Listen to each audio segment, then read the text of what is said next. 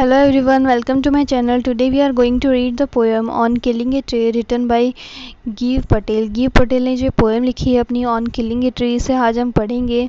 इस पोएम में बेसिकली जो पोइट है वो बता रहे हैं कि एक ट्री को किल करने में कम समय लगता है और उसको ग्रो करने में ज़्यादा समय लगता है। और वो इस पोएम में लास्ट में ये भी बताते हैं कि ट्री को किल करने के लिए हमें क्या करना चाहिए, उसे उसकी रूट से काटना चाहिए, वरना जो नहीं काटेंगे तो वरना वो ट्री वापस उगना वहाँ पे शुरू कर देगा दोबारा। हम देखते हैं। अब पोएम के पोइट का हम इंट्रोडक्शन देखें तो गिव पटेल का जो बर्थ है वो 18 अगस्त 1940 में हुआ था। ये एक इंडियन पोइट हैं, प्ले राइट है, पेंटर हैं और एक फिजिशियन भी हैं। और ये अपनी जो ग्रीन मूवमेंट हुआ था उससे भी रिलेटेड थे। और ये अपनी जो इनकी पोएम की जो थीम्स है वो है nature and man's cruelty to it. Nature के बारे में लिखते हैं और मैन की जो क्रूअल्टी है नेचर के लिए, मतलब पेड़ों को काटना, ये सब ये इनकी पोएम की बेसिक थीम हुआ करती हैं। इनके जो फेमस वर्क हैं वो है how do you withstand body and mirrored mirroring. ये इनके फेमस वर्क्स हैं। और हम इस पोएम का इंट्रोडक्शन देखें, जो ये पोएम आज पढ़ेंगे ऑन किलिंग ए ट्री, ये गिव पटेल ने लिखी है और ये हमें बताती है कि केवल पेड़ की जो ब्रांचेज़ है उसको काटने से कुछ नहीं होगा। यदि हमें एक पेड़ को किल करना है तो हमें उसकी जो रूट है, जो धरती के अंदर उसको पकड़े रखी है, उसे काटना ज़रूरी है। यहाँ पे जो पोएम है इसके अंदर फर्स्टली जो पोइट हैं ये डिस्प्ले करते हैं the destructive nature of humans. Secondly ये शो करते हैं mother nature is inevitable and can not be easily destroyed. और थर्ड यहाँ पे ये शो करते हैं कि the tree is a symbol of Mankind. यहाँ पे ट्री को एक मैनकाइंड का सिंबल बताया है।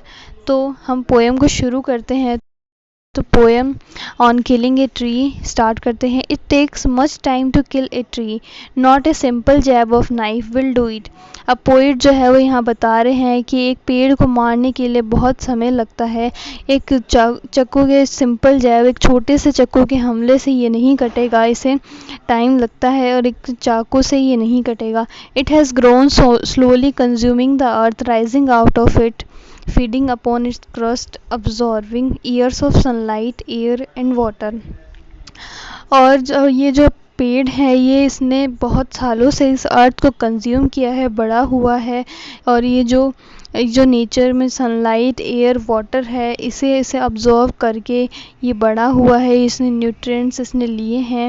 और अब जो है and out of its leprous hide sprouting leaves so hack and chop.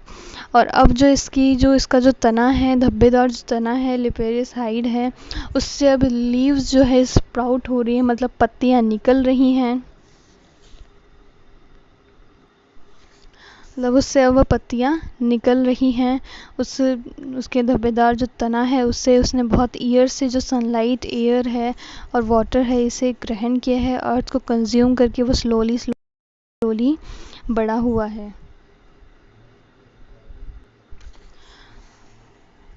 Hack and chop. तो अब उसकी लकड़ियों को काटो, छोटे छोटे चॉप करो, उसे छोटे छोटे टुकड़ों में बांटो। But this alone want to do it, पर इससे कुछ नहीं होगा। Not so much pain will do it, ना ही इससे जो पेन है वो कुछ ज़्यादा होगा। The bleeding bark will heal, और जहाँ पे इस पेड़ के तने पे जहाँ हम हमला कर रहे हैं, जिससे वो जहाँ पे काट रहे हैं, वो जो ब्लीडिंग बार्क है वो हील हो जाएगा, क्योंकि पेड़ का जो ये वाइट फ्लूइड निकल रहा है इससे वो हील हो जाएगा।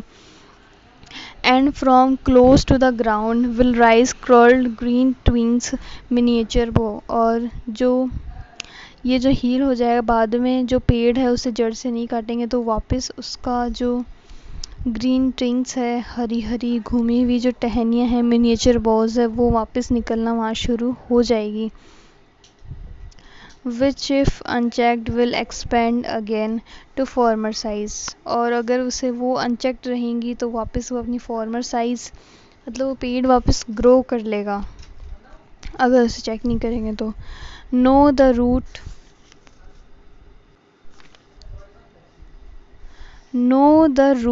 is it to be pulled out। अब पोइट कह रहे हैं यदि हम उसे जड़ से नहीं काटेंगे तो वापस जो पेड़ है उस फ्लूइड से वो हील हो जाएगा, दोबारा वो उगना शुरू हो जाएगा और उसकी जो ग्रीन ट्विंग्स हैं वो निकलनी शुरू हो जाएंगी और उसे चेक नहीं करेंगे तो वो अपनी फॉर्मर साइज जैसा वो पहले था वैसा वापस का आ जाएगा। पर अब यहाँ पोइट बता रहे हैं कि नहीं, हमें उसको रूट के साथ बाहर निकालना है, पुल आउट करना है, रूट के साथ पुल आउट करना है।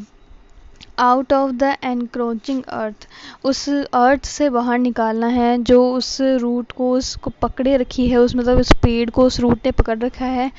और एनक्रोचिंग मतलब कि बांधे रखना किसी चीज़ से, मतलब जो जड़ें हैं वो नीचे अर्थ में है उससे एनक्रोच कर रखा है, उसे पकड़ रखा है। It is to be roped, tied and pulled out, snapped out, और इसे हमें बाहर निकालना है, हटाना है, और पुल्ड आउट एंटायरली, और पूरी तरह से निकालना है कि दोबारा से ये ना ग्रो करे। आउट फ्रॉम द अर्थ केव, अर्थ की जो केव में जो रूट्स हैं इन्हें हमें निकालना है। And the strength of the tree exposed, अब जो ट्री की जो स्ट्रेंथ है, जो ताकत है, मेन ताकत क्या थी, ट्री की रूट थी, उसे हम अब निकाल देंगे तो वो ट्री की जो स्ट्रेंथ है वो एक्सपोज हो जाएगी to source white and wet, और उसके जो रूट है वाइट और wet, the most sensitive hidden from for years inside the earth, जो बहुत सेंसिटिव थी और बहुत सालों से इस अर्थ के अंदर दबी हुई थी, अंदर थी। Then the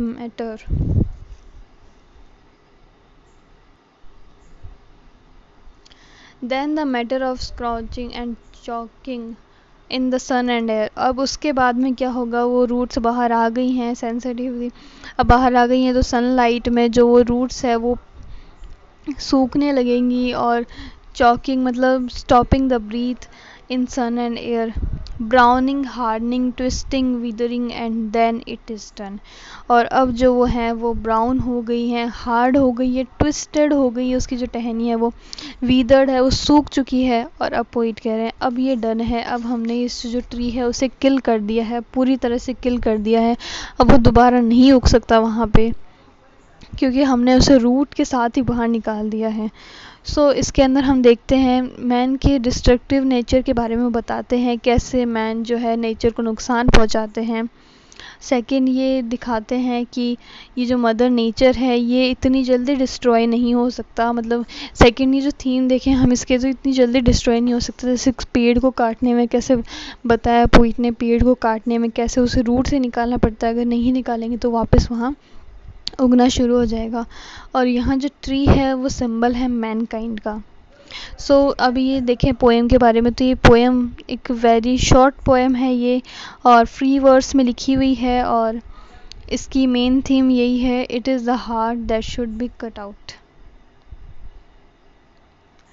if we cut the finger और the skin then we do not die, हम अगर फिंगर्स को काट लें या स्किन को काट लें तो हम नहीं मरेंगे, पर it is the heart that should be cut out, और लेकिन जो ये हार्ट है अगर उसे कट आउट कर लेंगे तो हम मर जाएंगे। ऐसा ही इस पेड़ में दिखाया था कि पेड़ को आप बीच में से कितना भी काटो, जहाँ आप मारोगे ब्लीडिंग बार्क जो होगा वहाँ पे जो वाइट फ्लूइड निकलेगा वो उस घाव को हील कर लेगा, दोबारा वहाँ उग जाएगा। पर जैसे ह्यूमंस में हार्ट है वैसे ट्री की जो रूट है उसे हम निकाल देंगे तो वो भी मर जाएगा। तो पोएम का नाम भी यही है, ऑन किलिंग ए ट्री, एक ट्री को मारने के ऊपर एक ये पोएम है, गिव पटेल ने लिखी है। So this was the poem.